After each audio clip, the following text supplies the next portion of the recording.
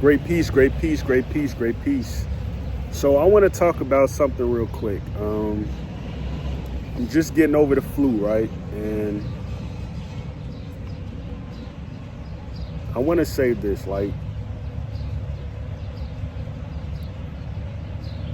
when you get the chance to eat fresh fruit year round, like you don't miss a month, you know, you're not taking that for granted.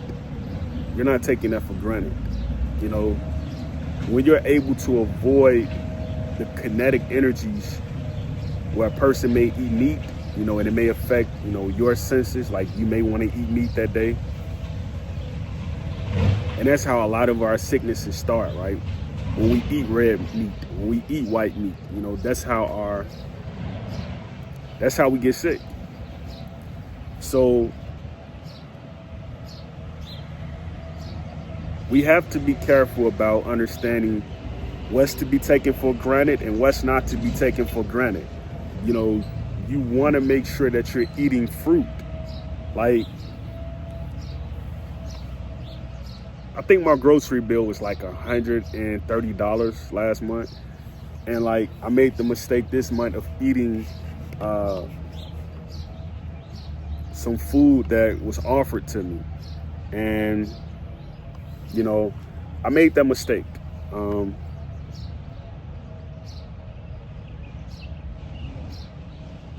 like, you know, next month comes, I'm going to have to make sure that I get my avocados, my oranges, my pineapples, you know, food that completes a person who has O positive DNA, O positive blood. Like, I have to make sure that.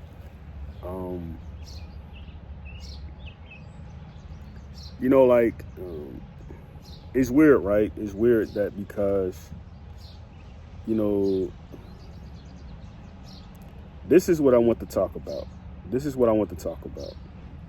When Africans meet, you know, doesn't matter if they're from that point of the world or this point of the world, what they find out is that they're always on code. Africans are always on code. Yeah, you may see slips in a crack here and there, but what you see is that most Africans, they're always on code.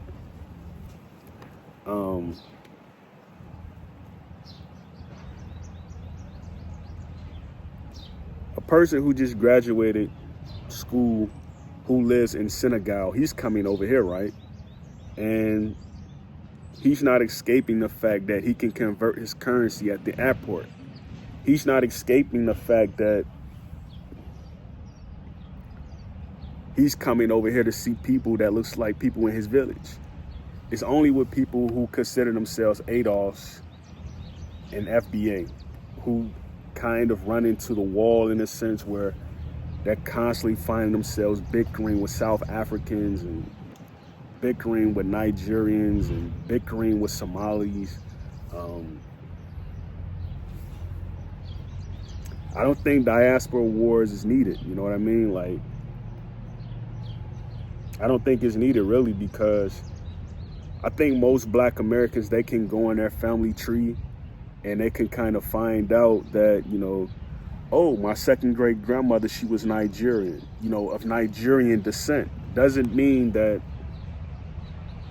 she's a first generation Nigerian. Just means she has descent, which means she came from that region of the world at one point in time.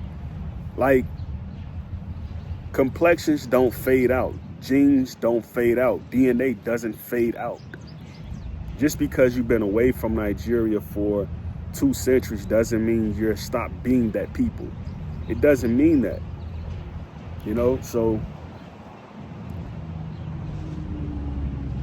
we have to continue to stay on code. And I was just talking to Nazara and Captain about this. You know, like, Africans, whether they in America, whether they be in Africa or other part of the diaspora, they have to continue to support one another. Americans continue to buy their currency. Americans continue to fundraise for them.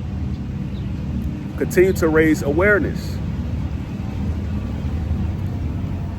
If we don't help our strongest ally, Ghana Ghana is our strongest ally. If we don't help them, their state is going to fail.